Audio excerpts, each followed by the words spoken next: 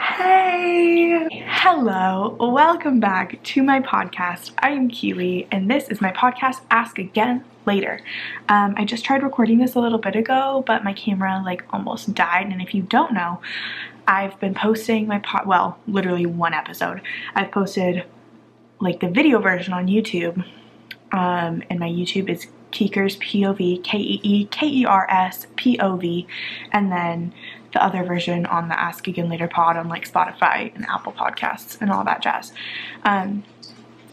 Anyways, now that I'm back and better than ever, also this shirt, if you're watching this video, this shirt is the same color. This actually, I feel the whole frame, the wall behind me, this shirt, my skin color, this blanket, I feel it's all the same color. So I apologize, I'm washed out, but what are you gonna do? I'm very comfortable and I'm not about to change that for this video. I wish I had a drink though. Anyways, I am going to be talking about in this podcast, I'm currently at my mom's apartment because she had to go out of town last minute. So I am dog sitting, cat sitting. There's two cats, one dog here. So if you hear any noises or jingling collars, that is why. And then what else? What else is going on? I'm trying to think. Honestly, nothing too crazy. This past weekend was Black Friday, so my job was crazy because I'm in retail basically. So crazy, poppin', busy. But it was fun. It was good. 10 out of 10. But yeah, basically for today's podcast, I'm gonna give you kind of a little rundown of my life. The life of Keely. Because everyone wants to know. No, I'm just kidding. Nobody asked. Nobody wants to know. But don't worry, it's not gonna be boring. My life is not boring. My life is horrendously unboring. So we're gonna start at the very beginning when I popped out the womb. I'm just kidding. One thing that I do want to say though is that I just don't want to come off as trying to sound wise or trying to sound like I have it all together, because I have nothing together. The name of this podcast is Ask Again Later because I don't know anything. Ask me again later. I literally don't know what I'm doing. So even if I talk about things, reflect on things, talk about things I've learned, I don't have everything together, and I don't want it to ever sound like I think I do, because I don't, and I know I don't. Anyways, let's get right into it officially. So yeah, when I was younger, I always, I don't know, when I was younger, I kind of struggled. I don't know what the word is for, I think honestly it was just anxiety, not just, but it was anxiety, because growing up, but I didn't know what it was, my family didn't know what it was, but growing up at a very young age, even kindergarten, first grade, first of all, I always had anxiety going to school. I never wanted to go to class. I never, kindergarten me, even preschool me would break down. My preschool teachers would literally have to console me and bring me into the classroom because I was so distraught, because I just didn't want to be there, and I just always had separation anxiety from my mom and my parents, and I always had some anxiety, but we never really knew that it was anxiety.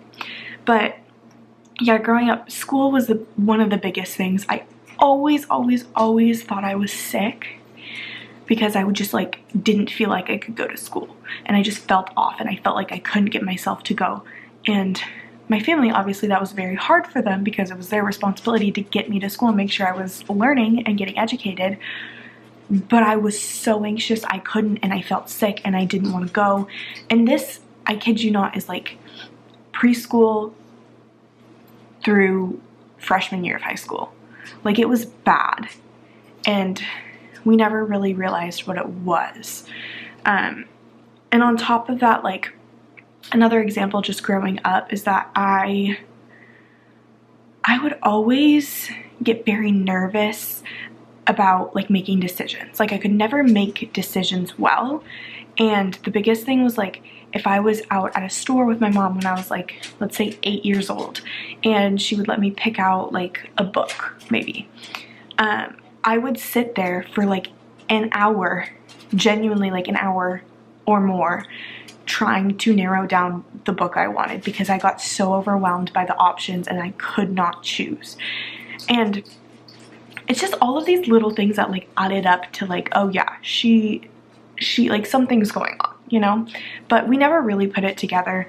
And I honestly would say school was the biggest one. Even to this day, I will admit there's a cat right in my way. Even to this day, I will admit I don't like school. I like learning. There's something about the environment of school that I just don't like. I don't like the teacher-student dynamic. I just don't like school as an institution, I guess. But anyways, that was me when I was younger. And then as I grew up, okay, Maverick, we're gonna not play with my cords because I'm trying to charge my phone. This is like the time of the night when the cats are like ramping up and getting crazy. They're getting ready to rumble. But growing up, then I got like a little bit older and I would still have the same like struggles. And when I got into 7th grade of middle school, I faced a lot of anxiety with presentations, which was new. It was something fun, fresh, and new. But it was so bad that like, I remember I did one presentation in 7th, or maybe it was 8th grade. It was 8th grade. It wasn't even 7th grade. It was starting in 8th grade. I did one presentation in 8th grade, and I just remember I was like shaking. Like my body was shaking. I remember sitting down after the presentation at my little table group, and oh my god, that's a word I haven't thought of in so long. Table group. That's crazy. That's such a middle school thing. Anyways, by the way, I'm gonna do a podcast episode where it's like revisiting childhood memories that you forgot about with like 2 of my friends. They don't know they're doing it with me yet, but I'm gonna request that they do it with me and we'll see what they say. Anyways, that will probably come sometime in December when they're home for the holidays. What was I even saying? What was I even saying? Oh yeah, I remember I got back to the table group and one of the guys at my table was like, oh my gosh, you did such a good job. But I could tell it was like a pity you did a good job. Maverick, I swear, these are not yours. It was like a pity you did a good job. And I don't like, it was so nice of them to say that. Like, I obviously was very nervous and anxious and was shaking. So it was very nice of them to be like, you did such a good job, like good work. But I was like, I know I didn't, stop.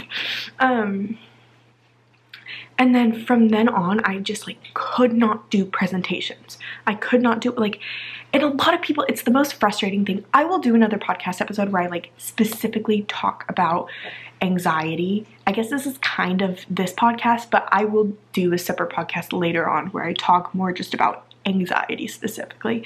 But one of the really hard things about anxiety is that a lot of people have the idea that when you're anxious about something or when you have anxieties, the way to overcome it is to just do it and face it. And I'm gonna admit, in some situations, yes. Like some things you can't help and you have to do. So, like, but it's so dependent on the situation. It's so dependent on the person, because I can tell you, if my 8th grade teacher would have forced me to get up in front of my class and do another presentation where I was shaking and I thought I was gonna pass out, and I like just started crying because I would have started crying, that would have been much more traumatic than me taking a step back and building myself back up by like presenting in front of like small groups and like building myself up to that point. So it's not necessarily that you need to just like throw this person into the wolf's den and see what happens, because that's not going to solve every issue regarding anxiety. Just putting that out there, because a lot of people are like, oh, you just gotta do it. Like, you just have to do it. And it's just like, no, I don't. No, that's not. And I don't think avoidance is good. Like, I don't think avoiding it, but personally, I think like building yourself back up to the point is good. But everyone's different. Every situation is different. So there's that. Anyways, another thing that happened when I was younger, this happened in 5th grade.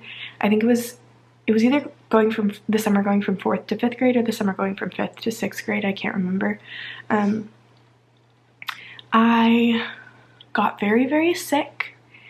I think it was like a Wednesday. I got really sick. I remember where I was sitting when this happened, but all of a sudden I had like the worst stomach cramp in the world, like the worst. It was a Wednesday night, I'm pretty sure.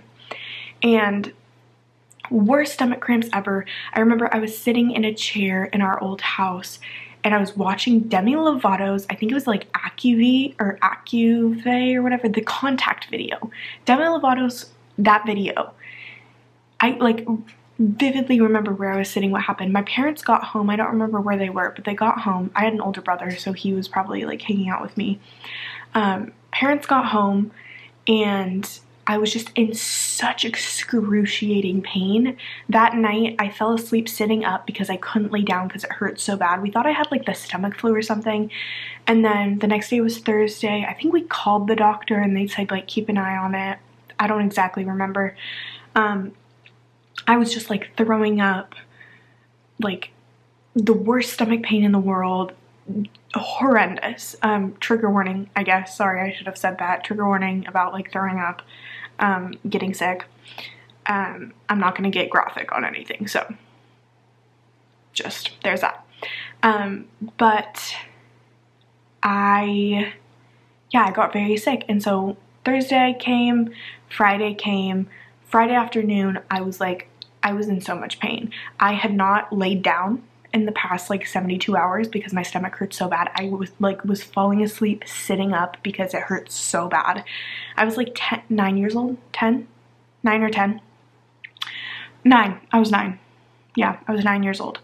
And Friday came, I went to the doctor because I just felt so freaking sick. It was crazy. So I went to the doctor and they told me, they were like, you need to go to the hospital, because they felt my stomach and they were like, something's not right. So they sent me to the ER, Children's Hospital. Thank the Lord for Children's Hospital. I love them with my entire being because they really supported my family through everything. But yeah, I was at Children's Hospital and they did like a CT scan. I remember, I don't know if it was CAT scan, CT scan, MRI. I don't really know the difference. It was either CAT scan or CT. I don't know if there's really a difference. I want to say it was a CAT scan. Anyways, I laid down and it was like a donut around me. And I remember my parents were standing behind that little glass that you have to like hold in front of you to protect you from like the x-rays or whatever it is. And then I was laying down and I was in such bad pain. I was literally sitting there crying, laying down, getting this CAT scan. It was horrendous. It was absolutely the worst thing ever. And then I remember we went back into the room and I was like, the one thing that I hope it's not is like, I don't want to have surgery. Like, that's the only thing I don't want, which is like, I don't know. I was like, I don't want to have surgery. Like, I don't care if, not that like I wanted it to be something worse than surgery. I was just saying like, I hope it's not as bad as surgery. Like, I didn't want to have to get surgery. And they come into the room, the doctors come into the room, grab my parents, they go talk outside. So I'm sitting in the room alone, like, what the heck is going on? What's wrong with me? I wasn't that stressed, to be honest. I think it was just because I was so miserable. But I just remember being in the room. I could tell you where the bed was compared to like where my parents were standing outside. It's so weird, the like flashes of memory that you have. But anyways, they came back in and they told me that I was gonna have to have surgery because there was something in my stomach, but they didn't know what it was. Oh, my camera's flashing again. We're just gonna try to record as much as we can. But yeah, they said there was something in my stomach, but they didn't know what it was. So that was really fun. That was really scary. So then I was like, I had a tumor or something in my stomach. They didn't know what it was. They didn't know if it was cancerous. They didn't know anything. They ended up like 2 hours later telling me that I had a tumor. It wasn't cancerous. It was a teratoma tumor.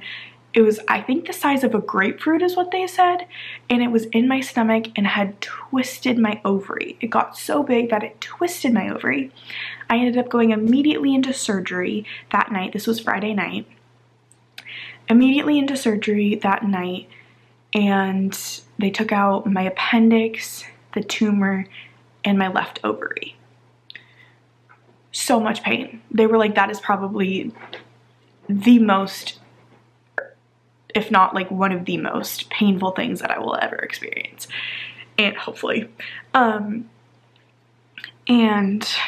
yeah, it was horrible, horrible, horrible. But, you know, we got through, and I was in the hospital for a couple days. Then I went home. I have like a foot long, probably 10 to 12 inch scar on my stomach to this day because of that surgery. So that was fun. I'm just telling you like all the fun little highlights. Oh, I will tell you one fun thing. When I don't know how old I was probably 8. I think it was before my tumor. My family did go on a family trip to Hawaii, and it was so much fun, and we went to a little luau, and it was such a good experience. We got to see them like throwing fire, and we had delicious food, and they had fun games, and it was just very, very fun. We stayed like right next to the Disney hotel, and it was, I forget what it was like Marriott, I think, but it's not there anymore, or it's switched to something else. But it was next to, the cats are literally playing in a paper bag. You do you, girlfriend. Sorry, but I'm trying to think if I should pause this. Yeah, I'm gonna pause this and come back. I'm gonna charge my camera a little bit more, and then I will be back. That's a couple things, and I'll be back in just a minute. Yo, I'm back and better than ever. I'm back. Does anybody remember, this is so random, but does anybody remember I think it was on Musical.ly. It might have been TikTok, but I think it was Musical.ly, and it was like, I'm back and better than ever. It's your girl something. And it's like those, wait, what is it? I do not wear makeup to impress you, and I do not wear makeup because I'm insecure, because frankly, I look good without makeup. Besides the point, irrelevant. Does anybody remember that? Anyways, that just came to my mind because I've been saying I'm back and better than ever, and I think the girl says that in that. Anyways, let's get right back into, it's literally like 2 hours later, no joke. But we're gonna get right back into talking about my life.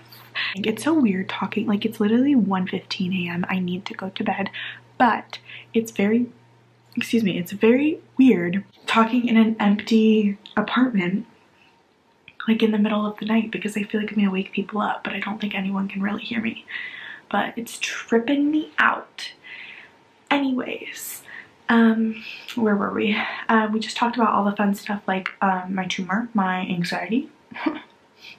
No, I swear this is not like, nobody feel bad for me, please, because every single person watching this, I'm sure, has been through their own doo-doo. So don't feel bad. Okay, what next? What next? Then I talked a little bit, I think, about my trip to Hawaii, which was very fun. And like, I don't know, I've always had very good friends. My closest friends to this day, and if you don't know, I'm 20, almost 21. My closest friends to this day are the friends that I met in elementary school. Like, I've known them since I was in kindergarten. And some since I was in, or one since I was in like 4th grade. But yeah, I was very lucky to have met very great people at my elementary, middle school. And I'm still like best friends with them to this day. I have a group of like a couple friends, and we all went to the same elementary school, which is crazy. Like, we've known each other since kindergarten, which is like 15 years. So it's crazy, crazy, crazy, crazy. But yeah, I've always had good friends, but I just never liked school. Even when I had good friends, I never liked school. I never liked going to school. There were parts of school, like during the day once I was there, that like, of course I had fun and I had a good time and I liked being with people like my friends, but I never liked the idea of going to school, all that jazz. And we talked a little bit about presentations. Then we get to high school. Such a fun time.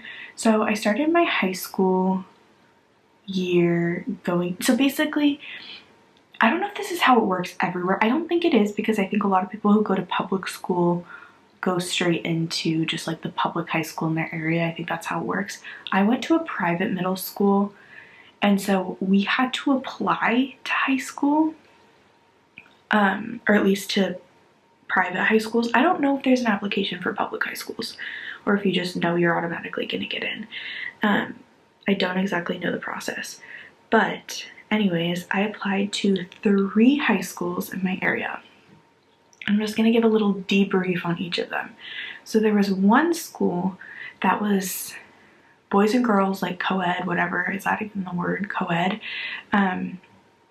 Boys and girls, and it was kind of, so no, I'm gonna back up. So there was one school that was an all-girls school, and it was a very like academic all-girls school. Then there were 2 other schools that were both co-ed. One was like, I would say more like, not uptight, but kind of more like stuck up, I want to say, but not, because like I have close friends who went to that school and they weren't stuck up. It was just more, it gave more wealth vibes, I think. And then there was the other co-ed school, which was still wealthy kids, but a little bit less like prestigious, I think. That's like what comes to mind. So there were these 3 schools. I applied to all of them. I got waitlisted to the like prestigious one. That's not the right word at all, especially for a high school, but that's what we're gonna use to describe it.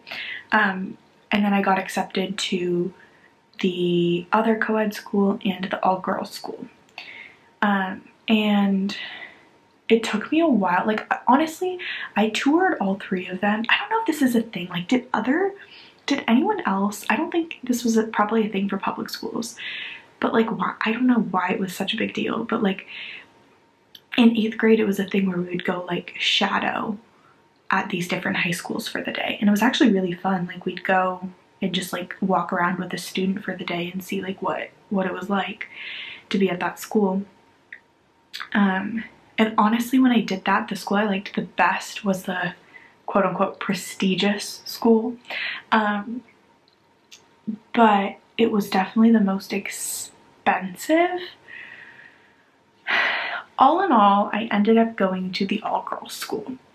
And I don't fully know why. I think because at that point in time, I was very anxious, and a lot of my anxieties were about like presentations. I was just very anxious, had a lot of stress, and I watched some videos. Like, from what I heard about the school, I was like, oh, maybe this will be like a good community, just being with like all girls, no pressure of like guys being in the classroom. I don't know. So I ended up going to this all girls school, and like a couple days before the semester started, trimester, I don't even know what it is in high school, trimester, semester, I think it was semester. Right before the semester started, we had like an overnight camp thing. I don't even fully remember. I just remember we got on buses. I don't even remember where we went, to be honest. Oh no, I do. Oh my gosh, this feels like lifetimes ago. But we basically went to like an overnight camp, like one night camp. And did like challenges, games, all this random stuff. Personally, I was never a camp gal. Like, I never went to summer camp. It just was not my thing. And I didn't like being away from home. So I didn't vibe. And genuinely, I remember I got home, I think my dad actually picked me up, and I remember crying in the car when I got picked up because I just knew in that moment I didn't make the right choice. And I know that kind of might sound dramatic, but I just had a feeling that like it just didn't feel right, and it didn't feel like it was going to be a good fit. Anyways, I start going through the semester, and I would say honestly, like I feel like the whole year I didn't want to be there. And I don't want to sound like, oh, I hate school. Like I don't want to sound super privileged and like stuck up and like I don't appreciate getting an education, because I do. And I know like going to a private school costs money. I'm very thankful for my family for letting me go to these schools and for paying for them. And I don't mean it in a like ungrateful way at all. It was more my mental health in the moment of like, it was not a good environment for me at all. This school was very, I want to say like cookie cutter. I don't know if that makes sense. I don't know if that's the right word, but it was very like clean. Not clean, I don't know how to describe it, but it was very just, they wanted perfection, is at least how I felt. It was, the standards were very high. They wanted perfection. They weren't, I just felt like, I felt like it was all sugar coated, and it was like trying to make the school look like the best school ever and like all this stuff, and it just did not, it was not good for me or my mental health. By the end of the year, my mental health was horrendous, and basically in May, I started having problems that I thought was my heart. Like my heart would skip a beat. I felt like my heart was pounding. I was convinced something was wrong with my heart. And my family and I were going to go on a trip one weekend in May, and we started driving there, and it's on an island is where we were going. And I just knew like on that island, obviously you can get off and you can get medical help, but it's like there's no hospital on the island. And as a kid, that always freaked me out. I also, like as a young child, was always convinced that my throat was going to close up and that I was going to have like an allergic reaction to something and I would not be able to breathe. Like that was a huge fear of mine. But anyways, that was way earlier on. But high school, in May, we were driving up, and all of a sudden I was like, I kind of panicked, and I was like, something's wrong with my heart. I got this rash all over my chest.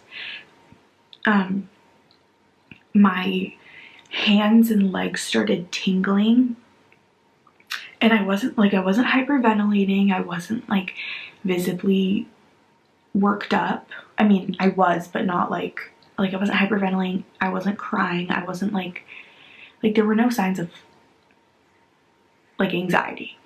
But I was like convinced something was wrong with my heart. And when I started getting this rash and my family saw, they were like, okay, we need to take you to the emergency room. So we drove home, and the rash kind of went away, but I was still panicked. And I kid you not, it was the scariest drive in the world. I was convinced, I remember vividly looking out the window on that drive home to the emergency room, and I was convinced that that was it. Like I was not gonna come back from that. Like it was terrifying, genuinely terrifying. And like I honestly just felt like I was sitting in the back seat and I was just like waiting for my heart to like stop.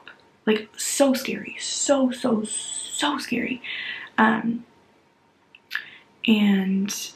we ended up driving home. My rash had gone away. I was still panicked, or I was still kind of like worried about it, obviously, but we were like, maybe I should just go home, try to get a good night's sleep and see if I feel better in the morning. Because it wasn't like I was like passing out. It wasn't like I was incoherent or anything. I just was like, my chest was, or my heart was skipping a beat. My chest felt weird. And so we got home I sat down and I ultimately was like, no, something's wrong. Like, I need to go to the emergency room. I need to go to the emergency room. My parents drove me to the emergency room. I got a EKG of my heart. It all looked good, and the doctor basically told me that I had a panic attack and that it was anxiety. And after that, I went like the next week or something to my pediatrician, and I was given referrals to therapists to start working with. And I started working with a therapist that I worked with for 4 years, I think. I just stopped working with them like a year ago. But yeah, it was a very, very, very scary experience. And even like, anxiety is such a hard thing because every single person that deals with it deals with something different. It's like every single person you meet is different. Like, they have differences. They might have similarities, but they also have differences because every person is unique and different. But that was literally like what it was. That's literally like what anxiety is like every single person that experiences it different. And a lot of people like to group it all together. It's just like, oh, you have anxiety, you have panic attacks, you have this, you have that, whatever. But it really like cannot be grouped together because there are so many different types of anxiety. There's so many different like symptoms of anxiety. Like, there's so many different things that go along with anxiety, and it's different for different people. And one of the hardest things too is just like understanding the fact that I genuinely thought something was wrong with my heart. And it's that feeling of like, no person on earth could have convinced me that I was fine. I got an EKG of my heart. I went home and I was still not convinced that I was okay. And obviously then I started working with a therapist. I ended up taking my finals for high school early, getting out of there. I was planning on transferring to the co-ed school that wasn't like the prestigious quote unquote one. And so we're just gonna call that school B, I guess. The school I went to is school A. School B is the one I was gonna go to, or I was gonna transfer to. But then, was it actually? Yeah, then in that summer, I ended up becoming a nanny. So that all happened in May. I kind of got some of my anxiety under control somewhat. I mean, it was still like, I would still have panic attacks, but like was working through it. And then in July, I want to say, I started nannying for a little kid, and I ended up making the decision to take online classes for the next year so that I could kind of focus on like just regrouping and like working on myself and making sure that like I was feeling good about going back to school in person before I just like jumped in again. And so I was able to keep nannying for this little kid, and it was like the best experience ever. And it was like the first time I'd ever like babysat, nannied, any of that. And he was like the sweetest child. It honestly made me want to like work with kids in a future job, like, and I still feel like that. Like, I would love to work with kids in some capacity in a job. But I did that, and then that was my sophomore year. And then my junior year, for the first semester, I went to school B, and it was a wondrous experience. I'll give you a few little stories. I'm trying to think of that time. Okay, so I actually someone who went to school A with me transferred that same year to school B. And I didn't really know her that well, but I knew her a little bit. And so I started hanging out with her a little bit more before school started, and then we got really close. There was also this man, this guy, this boy that was in that same grade, had dated my best friend, and had cheated on my best friend. So, red flag, red flag. No, not red flag that they dated my best friend, but red flag that they cheated on my best friend. Red flag, obviously. Yo girl, meaning me, ended up having slight feels for this person. And we were like close friends, right? Like we were close friends. And I can go more into like my literally my semester at high school. Like that's literally all I had. Because then freaking COVID hit and we were online again for the rest of that semester and then senior year. So that was really fun.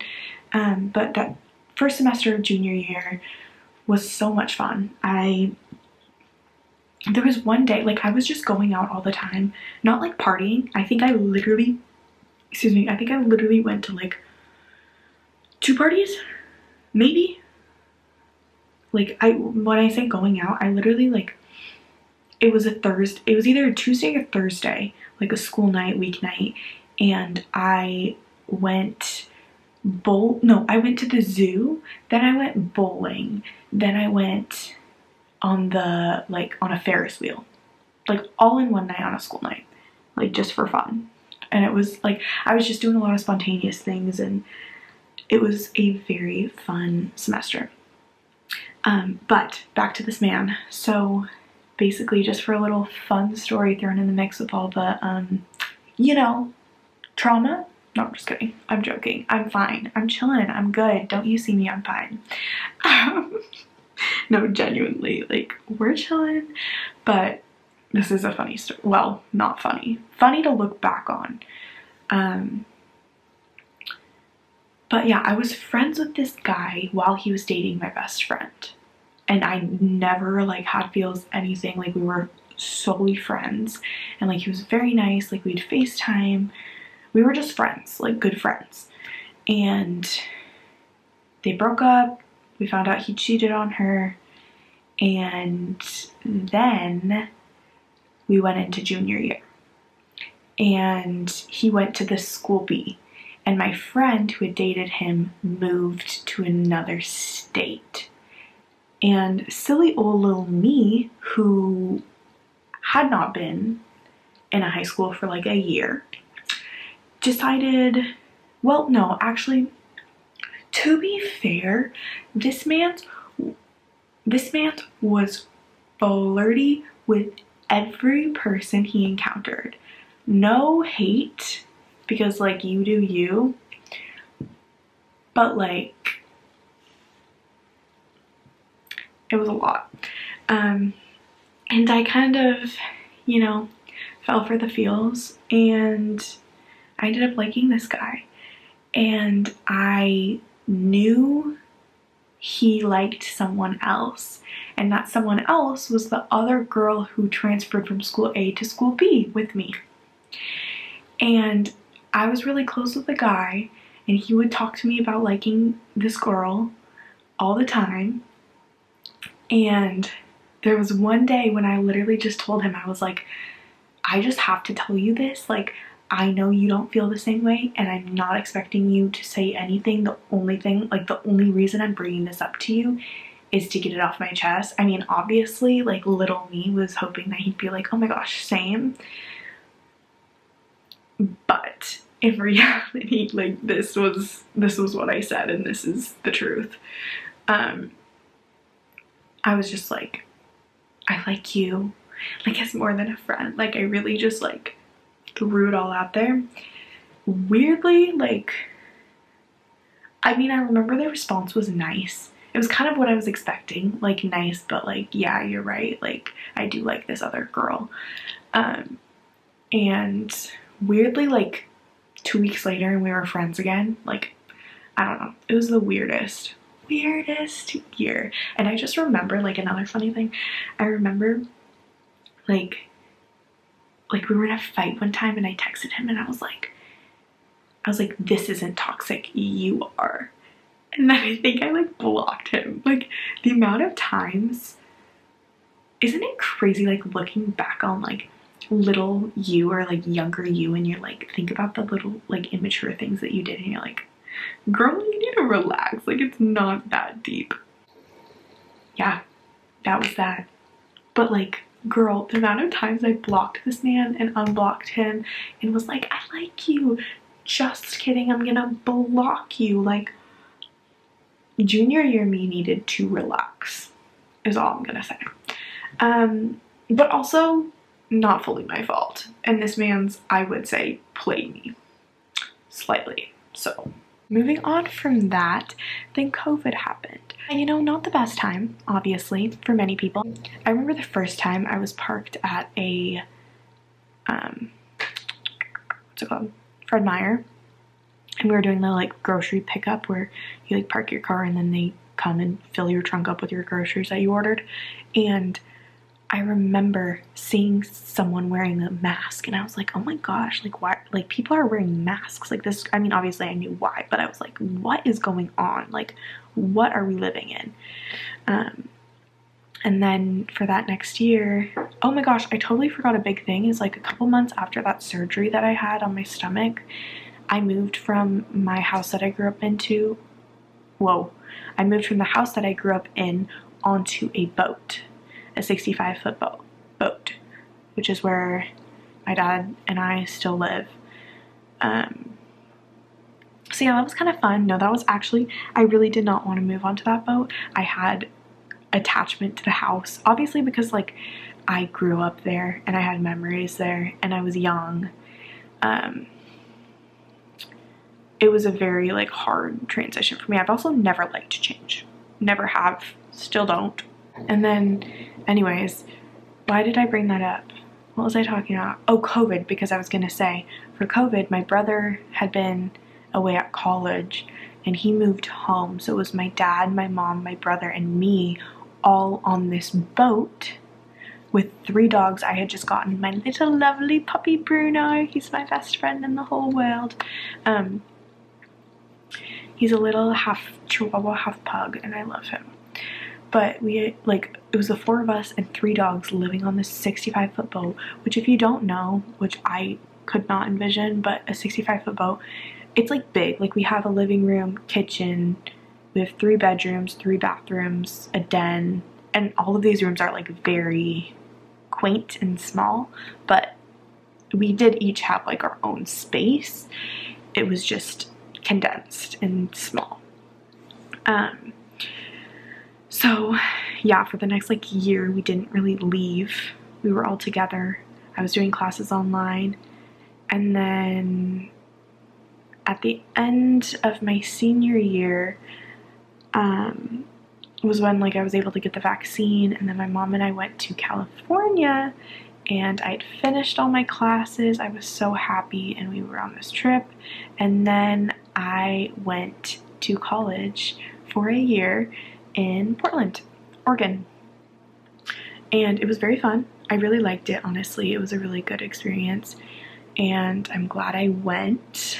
The first couple months were really fun, and then honestly there's a few reasons why things went downhill. COVID was kind of spiking a little bit.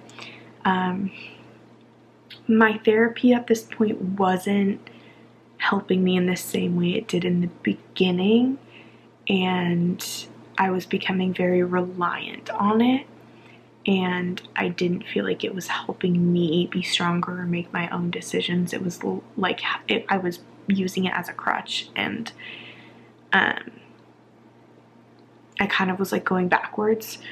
And I finished out the year. It was a really hard end to the year, and I honestly, like, I was not myself towards the end of the year. Like, I cut some people out, and it was hard. Not that, like, I don't feel like I was rude specifically, like, or like harsh or mean or like a bad person to anybody, but I just like kind of closed some doors or like cut people off a little bit, and I regret that now. I mean, it is what it is, life goes on, but there are some things that I probably would have done differently if I could go back. But you don't know that in the moment, so it's all right. And then the summer came. I found out that I overheard a conversation with my parents, and I found out that they were getting a divorce, or they were having problems at the time. They were having problems.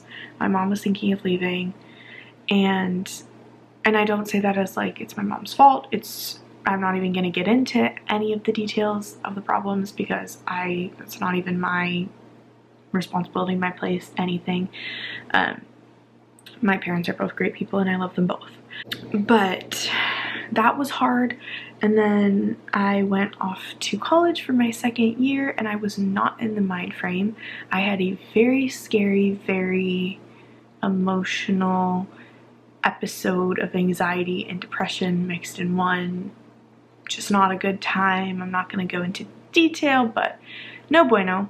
So I ended up coming home and I got a job, and slowly throughout the next couple months my anxiety decreased, and now it's about a year later from then and I'm still working at my job. And my dad actually a year ago was also diagnosed with cancer, which was scary, but he just got cleared and he has another checkup soon, and my parents are almost done with the process of getting divorced. So clearly, as you can tell, my life has been a lot. And now I'm this is why I named the podcast Ask Again Later, is because I don't know what I'm doing. I still to this day do not know what I'm doing. So it's kind of like ask me again later because I have no freaking idea. So that's kind of like, I know I kind of sped up in the end because this podcast is getting long, but that's kind of like a little capture of my life throughout the years. If you have any questions or like want to chat about anything, feel free to DM me. I have an Instagram for the pod. It's Ask Again Later Pod on Instagram. And again, I'm not sharing this to sound wise or to sound like I've gone through so much, because everyone goes through stuff. Okay, sorry, I'm on my phone now because my camera died for like the 50th time, and I'm not gonna wait for it to charge again, because I don't actually have the battery charger. I'm just using my computer to charge it, and it's not working, and it's not the most efficient way to do it. So I'm just gonna finish this video out on my phone. Basically, what I was saying is that I'm no different than anybody else, obviously. But it's just like struggles are such a relatable thing because we all go through them, and we all feel alone when we're going through them because nobody likes to talk about it. No one likes to dive deep into it because you're not going to talk about it until after the fact. And after the fact, you don't want to think about it and you don't want to reflect on it because it was a struggle and it was hard. But when people are going through things and they see other people that are going through a similar thing, it's very helpful and it helps people feel not alone. So I hope this possibly made you feel like you could unite with me and you are not alone in your struggle. If you have any questions or any other podcast ideas, recommendations, please DM them to me. My Instagram for the pod is Ask Again Later Pod. And that's all I got for you. Thank you so much for hanging out with me. I really enjoyed it, and I'm gonna go to sleep, so I will talk to you later.